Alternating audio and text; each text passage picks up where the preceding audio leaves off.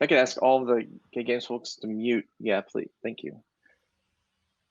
So welcome everyone. This is March On Toward the Future of LGBA. We have some updates from special events, including Gay Games, which are all these folks down here at the bottom.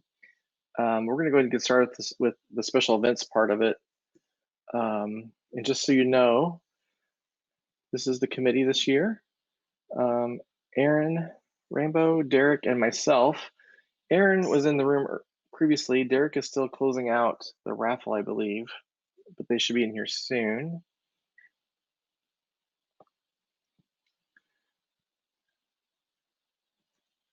Looks like Doug just signed on too.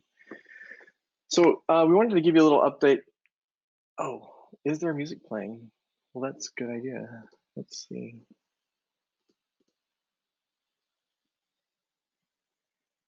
I don't show that there's music playing, Julie, so I don't know. Okay, thanks. Bye. I'm going to do something really quick and then I'll turn this off, but I want to see if this is, if I can remove the video. Okay.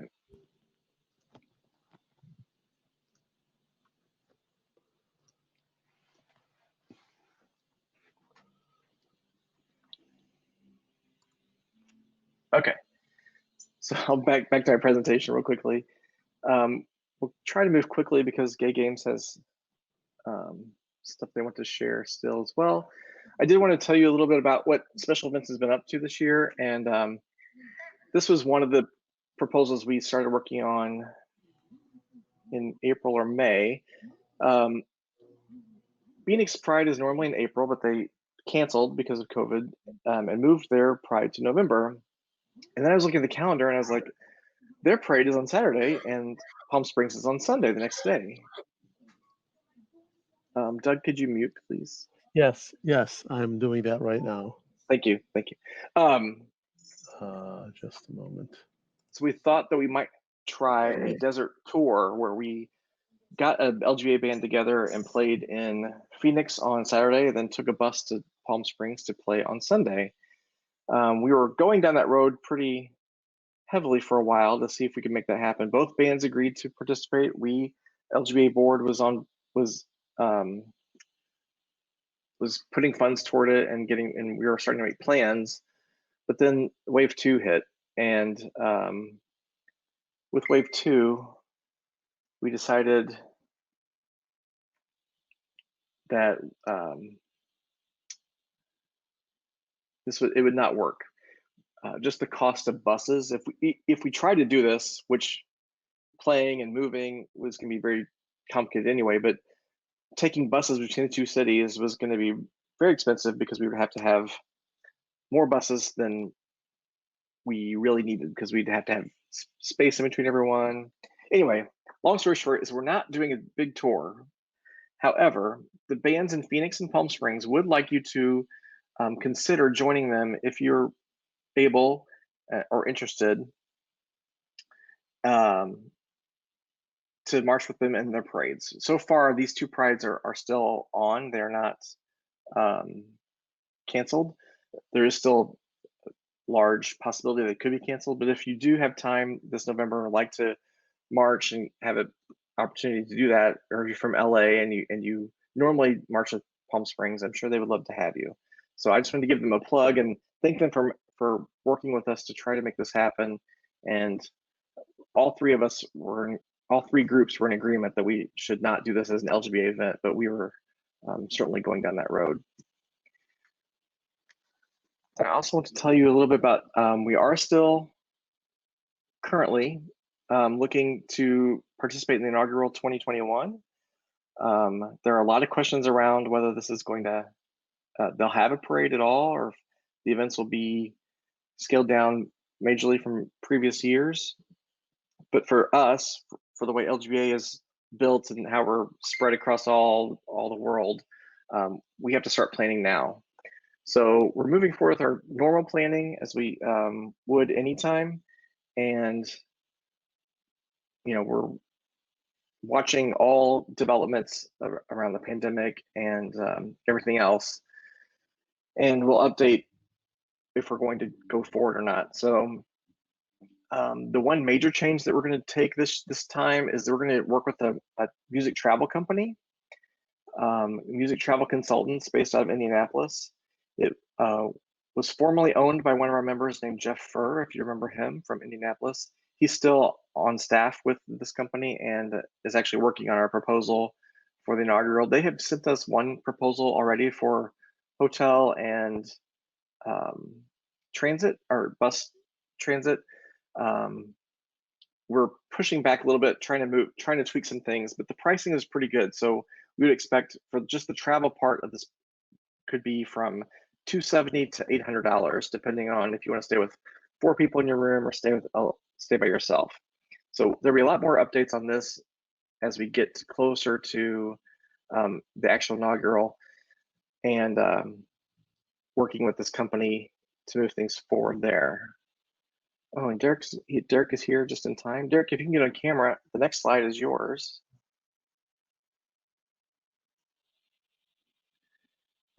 Derek's going to talk to you about the artistic director search.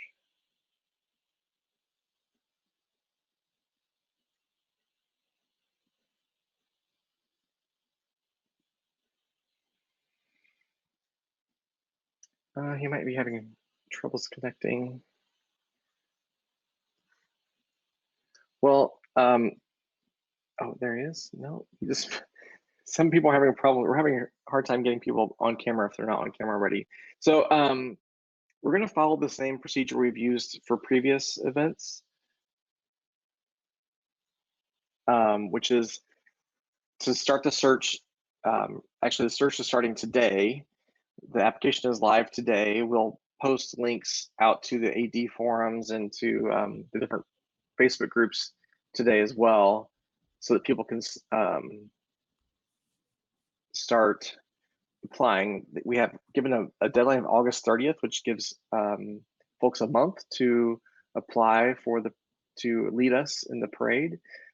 There's a lot of work that happens behind the scenes before we can even open registration. We have to talk about uniforms and what music to play and choose a color guard, or this is for artistic director and color guard director, I'm sorry.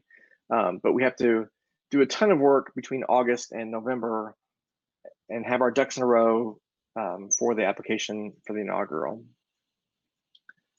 So yeah, I'm not sure if Derek's going to join us. Derek is running the, hi Derek. Derek is going to run our search for us. Yeah. Anything else you want to say about that? I'm sorry. No, Rob, thank you very much. You hit on all the key points there. The deadline for the application process will be the end of August, with hopes of having an artistic director determined and promoted by the end of September, beginning of October time frame ish. So yeah, and then we'll keep everyone updated with inauguration information as we find it out. Very good. And Aaron has rejoined us. I'm not sure he's going to go on camera, but Aaron is the one who got us matched with music travel consultants. So thanks to Aaron for doing that for us. From there, we're going to go to gay games planning, and I'll let Cliff begin that and introduce the folks. If that's okay, Cliff. Cliff is our delegate to the Federation of Gay Games. So if the Gay Games folks, you can start to unmute now. We'll let Cliff introduce you, and then Doug can chime in, and I will stop screen sharing so that someone else can do it from your team. Cool. Well, thanks, Rob. Yeah, the Lesbian and Gay Band Association has had a long relationship with the Federation of Gay Games. In fact, you could even say that our founding was a result of bands coming together right after the first Gay Games happened in 1982. And so we have sent musical representatives to all the different events that have happened over the decades. And the next Gay Games that's coming up in November of 2022 will be in Hong Kong. So we have some people from the Federation of Gay Games itself and also from the Hong Kong organizing team with us today to talk about some of the plans that are going on with the cultural festival that takes place during the games. So in addition to the week of sporting activities, there's a week of cultural activities. I'm sure they'll go into a lot of detail about that. So let me turn it over to Doug Litwin. And then we also have, so Doug is on the Federation of Gay Games board, and he's a past LGBA president. And then he can sort of introduce the team that we have from the games. Okay, can you hear me? Yes. Okay, thank you, Cliff. I think most of you know who I am. Cliff already introduced me. I won't review my background. Now, it is said that the gay games changed the world. It's a line that we've used for many, many years, and they certainly have done that for me. And you're about to learn how Gay Games 11 in 2022 can change your world in exactly 817 days from today. I participated in my first gay games even before attending my first LGBA conference. That was in 1986. And it was my first exposure to the other LGBA bands, and it really did change my life. Since then, I've participated in all 9 gay games in 5 countries, most recently in Paris in 2018. Is the presentation on the screen or not? No. Dennis, is that something? I'm sharing the screen now. Okay, that's fine. I'll keep screen. going. Can people see it or not? It says loading on my, there you go. For the first time in history, gay games are coming to Asia, and you're about to hear more about this life-changing opportunity from my new friends who are bringing this event to life in Hong Kong. In my various roles of leadership at LGBA and the Federation, I've worked closely with the hosts in Sydney, Chicago, Cologne, Cleveland, and Paris, and now Hong Kong. And I'll just say without hesitation that this group you're about to hear from is the most organized, capable, and committed to making this another life-changing experience. My fellow FGG board member, Anthony Alston, the Officer of Culture, and I were prepared to make this presentation to you today, but these guys from Hong Kong wanted to make it live, even though it's nearly 2 a.m. in Hong Kong. Now, if we go on into the presentation, as Cliff said, LGBA bands have been at every one of the gay games, and we've got 10 very quick pages to show you the photographic evidence of what we kind of looked like at each of these of the gay games. Can we start scrolling through those 10 pages, Dennis? Yeah, that's Gay Games 1, and keep going. There were only 2 bands at the time. That was 1 month before LGBA was founded. This is Gay Games 2, Vancouver, Gay Games 3, New York City, Gay Games 4, Gay Games, that's where the team band concept was first born. Gay Games 5 in Amsterdam and Sydney in Australia in 2002, then Chicago in 2006 for Gay Games 7, Gay Games 8 in Cologne, and Gay Games 9 in Cleveland, 2014, and 2 years ago in Paris. And without further ado, I'll turn this over to my colleague, Anthony Alston, who's the Officer of Culture, who will then introduce our friends from Hong Kong to present the rest of this. Thank you. Awesome, thank you. I think my screen has vanished, so I'm not sure if you guys can still see me or not. But I will go ahead and move forward. So first, thank you to Cliff Norris, and thank you for inviting us here for this is my first LGBA annual meeting. Thank you so much. I appreciate being here.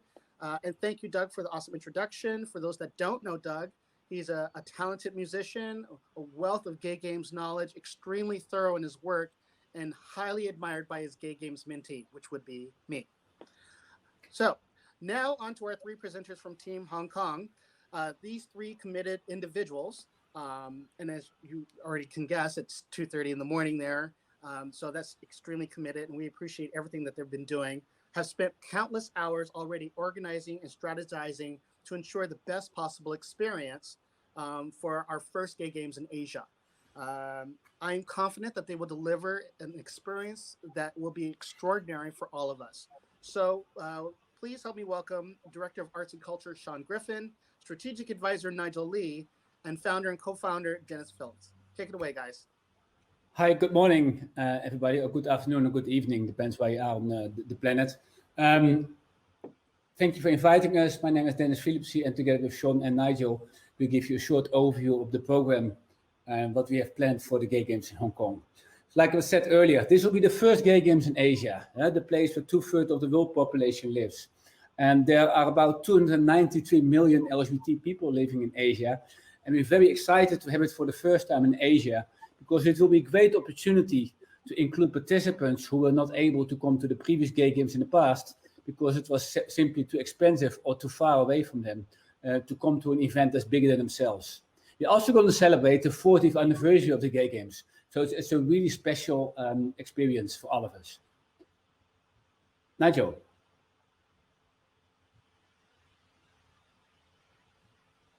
Nigel? Okay, we can't hit Nigel. So our goals are to produce the opening ceremony, the sports events, the festival village closing ceremony, and attract the participants, volunteers, and raise their funds. Our primary goals are to increase the registration for women and transgender and non-binary individuals, but also the youth participants, because we really want to focus on the legacy of the Gay Games in the future, to building the future generation moving forward. And of course, also focusing on increasing participants from Asia. The program will start in November 2022, because that's the best time of the year in Hong Kong. And on the Friday will be the start of the event. And Saturday morning will be the opening ceremony. Then we have the sport events during the whole week, the festival village, and the arts and culture events. And the last but not least, we have the closing ceremony to celebrate that whole week. Sean, can you tell us more? Yes. So, I think you're still doing the opening ceremony. So the opening ceremony will start in the afternoon at 2 p.m. And just like every other Gay Games, all the participants will be walking into the stadium. And that's a great experience, a real empowering and life-changing moment. We will have artists and singers. We will have also choirs. We will have short speeches and performances by local and international celebrities. We have selected 36 sports and included a couple of sports to reach new audit participants, but also make it localized to the Asia region. We're going to include dragon boat racing, also esports, and also have dodgeball. Besides the standard sports, which have been in the previous Gay Games as well, we also include cheerleading now as a real sport as well. So we're very excited to have these sports included for the Gay Games in Hong Kong. Great. So in terms of the concept for the Hong Kong Gay Games, we are putting a lot of emphasis on the festival village. We saw some of the feedback that people had from the Paris Games and noted that the festival village could have been utilized quite a bit more for the arts and culture aspects. So we're wanting to implement more emphasis for arts and culture within the festival village. So as being the heart of the festival, of all of Gay Games, the closing ceremony and the flag handover are going to take place in the festival village. And there's going to be a very large stage that's going to be the center point of this village. It's going to also house registration and accreditation, booths for the sports organizations, zones for different groups such as women, transgender, and families, memorial gardens, and the Names Project, and as well as having many of the arts and culture entertainment performances. There's also going to be a few sports performances and celebrations, such as dragon dance, martial arts, and cheerleading will be hosted there. And there's going to be daily group medal ceremonies and award celebrations as well. This is also where you're going to find the food markets, sort of a Hong Kong style night market sort of vibe that we're wanting to implement for our food vendors, as well as different daily events and parties. Next slide. In terms of the arts and culture events, there's going to be daily performances happening over the course of 6 days in the village on the main stage. So this is going to be everything from the instrumental music, vocal groups, dance squads, performance art, and a gala concert. As well, around Hong Kong, we're going to have different art exhibitions and VIP parties. So we're going to have everything from visual arts to new media art to things that we're going to be implementing different apps for that will be interactive and sort of engage with our audience more. We're also going to have various offsite entertainment featuring cabaret, junk boat cruises, which is similar to sort of the river cruises that were taking place in Paris, as well as lion dances, which is a very important cultural aspect to Hong Kong. The Festival Village is going to house the memorial events as well. So we're going to be taking in the Names Project, the quilt ceremony that has been a hallmark of all of the gay games. And we're going to be creating an immersive memorial garden that is going to be presenting these quilt panels. So the quilt panels will be displayed vertically in a garden aspect, and it will be completely, you'll be able to walk through, get up close to the pieces, really examine them, and be in a very beautiful and sort of secluded memorial space that has been very well designed in a garden.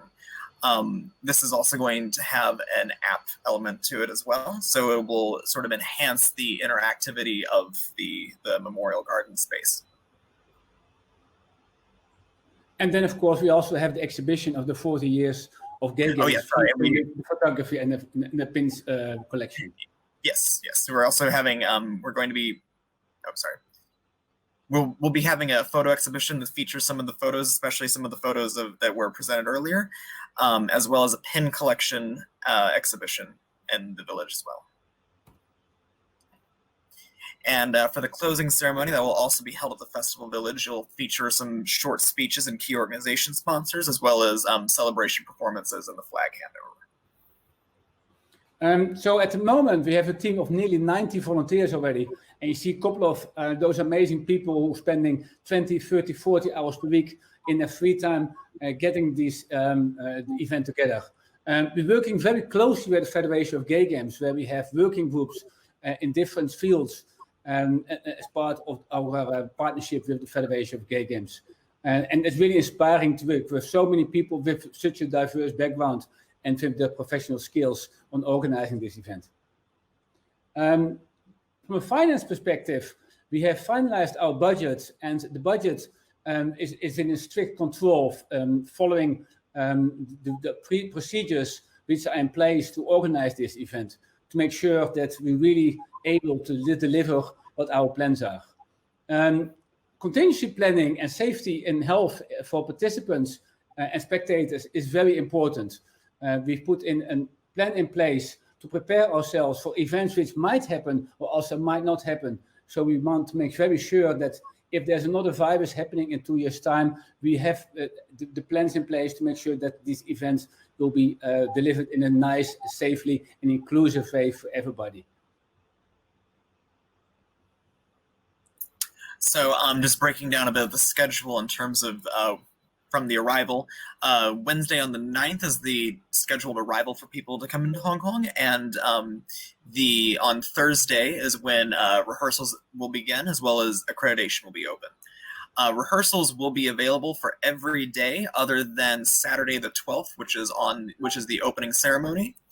And there's also going to be a few of the different exhibitions happening for free time for you guys to attend, such as the dance exhibition, the new media art showcase, and the performance arts exhibition. The band concert at the moment in the Festival Village is scheduled for Wednesday the 16th. And then there's also a gala concert on Thursday. And the gala concert is sort of a collaborative concert, which is also open for general public to purchase tickets to. And the gala concert is going to be a mix of dance performers performing with the band, performing with the choirs, and it'll be a way for all of the different performance arts to sort of interact with one another and to collaborate together in a sort of a great sort of gala. The choral concert is happening on Friday the 18th, and the closing ceremony will be on Saturday the 19th. So to be discussed, we still have potential opportunities for pep band performances, theater performances with local universities, orchestral performances, and then small ensemble performance opportunities. From a key milestone perspective, At the end of this year, we will send out the participant survey to understand who will be interested to come to the Gay Games in Hong Kong. And then our participant registration we have scheduled in a year from now, a little bit earlier in the Q2, which is 1.5 years before the event. So get your calendar ready. So in Q2 next year, we will send out the invitation for participant registration. Then in November 2021, the Federation of Gay Games will have their annual assembly in Hong Kong, where also the host city for Gay Games 2026 will be announced. And then in Q1 in 2022, we will start for recruiting volunteers. So if anybody from the LGBT member organizations are interested to help, please reach out to us in 2022. And of course, we also send to everybody invites to join us as a volunteer. Also, the event is happening in 2.5 years' time, but you can already get involved now. So join our Facebook group, our social media, go to our Facebook, Instagram, or LinkedIn. You can check out our website to learn more about the event, sign up for the newsletter, and you can already buy our t-shirts and our towels to promote Gay Games in your community, in city, and organization. And if you want, you can invite us to give you a presentation to your organization, to community, to give more information about the Gay Games Hong Kong organization. We have some time for questions at this stage. Do we want to pick them up at the moment? So there's a question about Nigel. Do you want to? Are you able to talk? Okay, great. Guys, can you hear me now? Yeah, we can hear you. Okay. Hi, everyone. I was with the Federation of Gay Games presentation down in Guadalajara last year when we were in the middle of the civil unrest in Hong Kong. It's a difficult time for some people in Hong Kong, but you will have seen that recently there's been a new national security law. And what we've seen is that the civil unrest has died down considerably. That has in itself raised some questions with a number of members of the Federation. But the civil unrest and the anti-protest has died down, and we continue to believe Hong Kong remains one of the safest cities in the world to visit. In recent polls, I think Hong Kong came out as number 6 in the world as the safest places to visit. Unfortunately, I don't live there anymore. I'm back in London, but I'm still working with the team, and I'm in daily contact with everyone there, and everyone is finding it a very safe place to continue living. And it's going to be very welcoming for all LGBA band members to come and join us in Hong Kong in 2022. And what I said earlier in one of the slides before, we have a team working on our contingency planning and safety to make sure that this event will be a very safe event, not only for the participants, but also for the spectators. And they are looking at all kinds of scenarios to make sure that from all different angles, the event will be planned going ahead as scheduled. Throughout all of our planning, security was core to our bid because whenever you've got a large volume of people, it's important to make sure everybody's safe. Hong Kong has excellent medical facilities, and the people are very friendly and welcoming. So it would be great to have you all join us in Hong Kong in 2022. And this is Doug again. If you'll see on the screen, if you have questions, if you could submit them by July 31 to Anthony, because 1 week from today, that's Anthony, yes, 1 week from today, we're going to be having 2 global webinars where similar to this, but for the Federation of Gay Games, its board, its delegates, and its honorary life members. And we're going to be addressing a lot of these issues for the first time since we were all together in Mexico last October. And LGBA is a member of the Federation and is invited to that. And Cliff is the representative, and he'll be there for help address these questions, or you can post them in the Q&A tab here in this session right now. We are very excited and looking forward to seeing you all in 2.5 years' time in Asia, in Hong Kong for Gay Games 11. Are any more questions or? don't see any, but while people are thinking of questions, I just wanted to thank everyone for joining us during the conference weekend. I believe this is probably the first time we've had representatives from FGG at our conference, so I'm really excited to have that interaction, and so glad that you're a part of our celebration this weekend. And Cliff, we're going to be reviewing part of this for 5 minutes tomorrow, right? During the Assembly of Delegates. Meeting, yeah. There's a special event presentation, yeah. Okay. Yeah. Good. Well, thank you everyone for listening to us, and we look forward to meeting you all. Thank you for your time and have a great weekend with this seminar. And get some sleep. Thank you, guys. Thank you. Bye-bye. Thank you, Thank you, everyone. Gay Games Bye. Hong Kong team. Thank you so much. Okay. Appreciate you.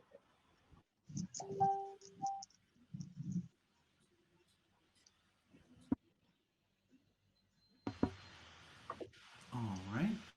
Well, Rob, were there any other items you wanted to cover? Actually, I think we're going to end up running really short. So are there questions about, Lee had a question about, are there daily performances? Doug, do you mind answering some more questions? Lee had. Sure. Well, there was the one page where it listed kind of like some open questions, and that was one of them. The main performances will be at the opening ceremony, the 2 concerts in the festival village, and beyond that, a lot of it is up to Team Band and LGBA and how much performing we'd like to do. In recent gay games, for example, we've passed on any opportunity to perform at the closing ceremony. But as far as pep band gigs at sporting events or other places, those are all possible. I know Cliff had an idea, I believe it's Cliff's idea, to, apart from the gay games itself, to try and arrange a concert performance with a local university or high school level band, because we'll be there during the academic year. And that would be something we would arrange on our own. Did I say that correctly, Cliff, as you're hoping it might go? Yes, because I guess in the research I've done so far, I mean, there's a large band culture in Hong Kong, and there are university bands, high school bands, community bands, and so it would be, personally, I think, an interesting cultural exchange, at least, to have an opportunity to, program a concert with a band there and, share among everyone. So we're definitely looking at that. And then, there was. But to answer Rob's question, and we've done surveys, lots of surveys among the participants, and they don't necessarily all want to perform every day. People like to have free time to explore the city and the region and take in other events that are going on. So it's really going to be up to the leadership of LGBA/Team Band to put the whole schedule together.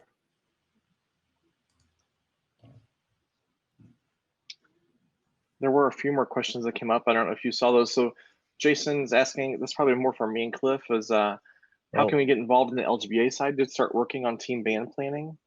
And we have not yet formed a team band committee, but I think that'll probably be the next thing we do after the inaugural, or before. I don't know, Cliff, do you think we need to do that before January? There'll probably be some things that we'll do before, because I mean, we'll have to do some of the similar things in terms of like choosing an artistic director, doing that search, putting together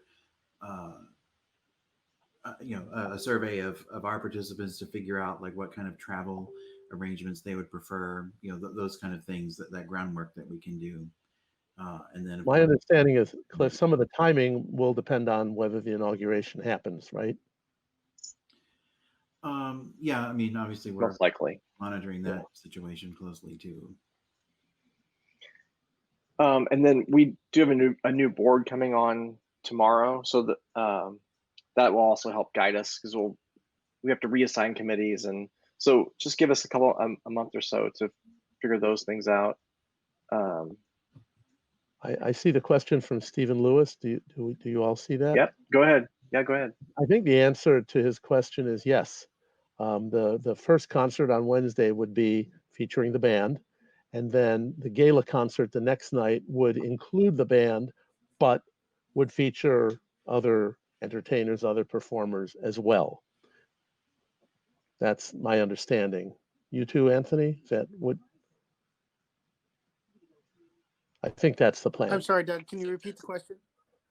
The question was, I don't know if you can see it, says, would the band concert on Wednesday be a full concert with team band? And then we're also on the program for the gala concert the next night. Right. Right. Yeah. Yeah, you're back-to-back nights. Wednesday, Thursday. Okay, as far as then Zeph says, any ideas how team band would participate in the opening ceremony? No, not yet. We have Anthony is in charge of culture. We have another person who's in charge of ceremonies, and team Hong Kong team has already got a person in charge of the ceremony, but it's a little early to really answer that question. But we have built in the rehearsal time for it. If you Yes. recall the slide where they showed the different days, we did request the rehearsal time and space a couple of days before Thursday and Friday. so that way we can have, so that way that they have the resources to make that happen. But those details are not, it's a little early to know how exactly we would be included, used, featured. Yeah, featured, that's the word. Yes. Featured. Okay. Any other questions for Gay Games, folks? I'm sure we'll have plenty as the months unroll, as we get closer to everything. But this is a good start. Trying to monitor the chat, make sure. And if Doug, can we get that presentation to share maybe, or is it too early? Was that not shareable? No, it's shareable. I've got it as a PDF. Is that a good way to get it to you? Yeah, just you can my email, so just send it to me and I'll attach it to this. We were tweaking it this morning, but I have the latest version of it right here, and I will email it to you. I'll try to make it a little smaller before it's 12.7 megabytes. I'll get it to you. That's great. Lee was asking, it said that last time he was in China for entry, there was an immigration question about communicable diseases. And that will be obviously a big deal probably after everything we're going through right now. So yeah, I can't comment on that, but that's certainly a question. Why don't you send that, or Anthony, can you make a note of that, and maybe that can be addressed, or Cliff, at the webinar, the FGG webinar in 1 week. Okay. In fact, questions for the webinar are supposed to be submitted in advance for discussion. So can one of you please submit that so it gets included? Yes, a question about coming into China, Hong Kong for with communicable diseases. Well, the question is, last time I was in China for entry, there was an immigration question about communicable diseases and concern about members with HIV. So it's kind of all one question. Okay.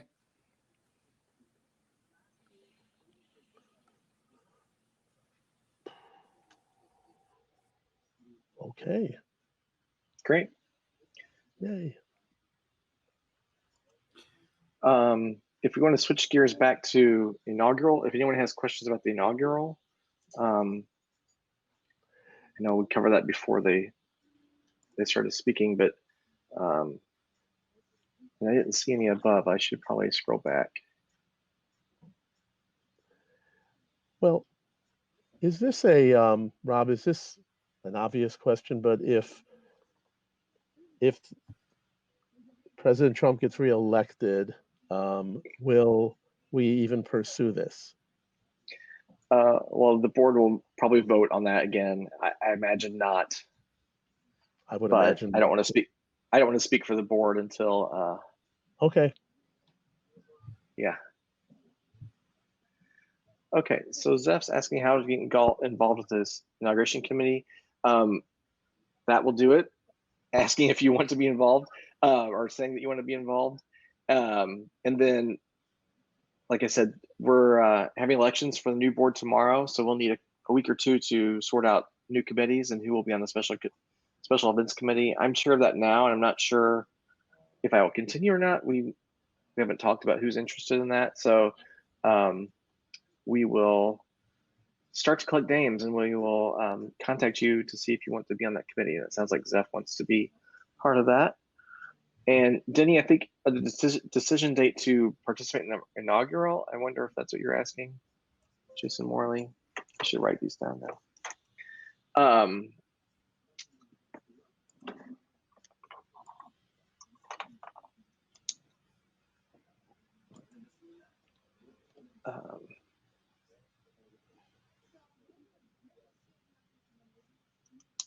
Okay, perfect. I'm glad Denny answered. Thank you.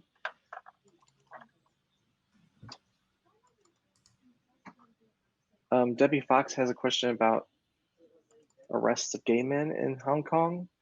I don't know if you know anything about that. What's the question? I can move it to the Q&A if you're watching the I Q&A. see it. I see it. I see it. Okay.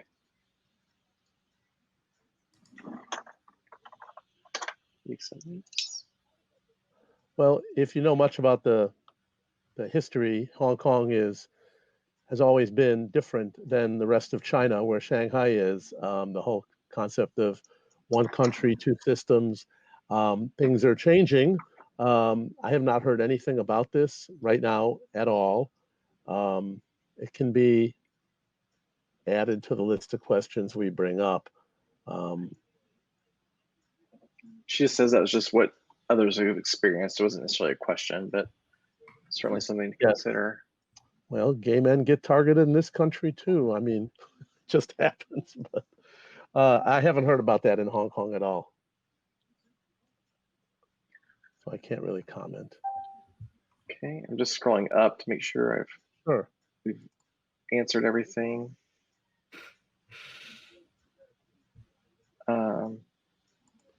Betsy's talking about earlier. Betsy commented, so we are using a travel consultant to help with our travel for inaugural. If we do inaugural, we will do the same for Hong Kong. We would like to offer a package again and make it a little easier for everyone to do. If we plan it far enough ahead in time, music travel has a thing where you can pay by month, and so you don't have to come up with all the money at once. You can plan ahead and pay for things.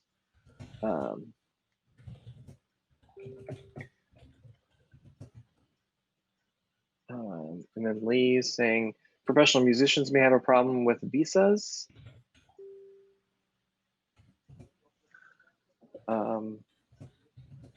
That is an interesting question, and we probably would need to consider that for us, especially as leadership. These are all questions that should be submitted for the other webinar that's happening a week from now. Okay, and that's you and Cliff are doing that? Well, I'll be there. I'm on the board. Anthony will be there. Cliff will be there representing LGBA. I think he'll be the only one. But yeah, and the meeting they're mentioning is so the Federation of Gay Games has a board, and then there are delegates from all the different organizations who take part. There's sports federations, arts groups like us, and the Pride Cheerleading Association. So we're all having a sort of town hall meeting next weekend, August 2nd. So these will definitely be some good questions to bring up to them. Ooh, as far as scholarships for the gay games, we typically have not offered scholarships just because the travel costs have been so expensive that we couldn't really offer. Yeah, unless it was here in the U.S., we couldn't really offer something that would make a big impact. Cliff, the one of the biggest undertakings annual. The games. The Federation of Gay Games has its own scholarship program, and thousands of people have been benefited from it over the years. and Hong Kong will be no exception. And there'll be a whole separate process by which one can apply to receive a scholarship, full or partial, to the Hong Kong Gay Games. And I think those applications will probably be done early in 2021. That's when that process will begin. So it's not through LGBA, but it will be through the Federation of Gay Games. Good question. And for the inaugural, Rob, you'll have to remind me, I believe we've had the option on the registration page if people want to donate to help cover some of the fees for another participant. Yeah, they could do that.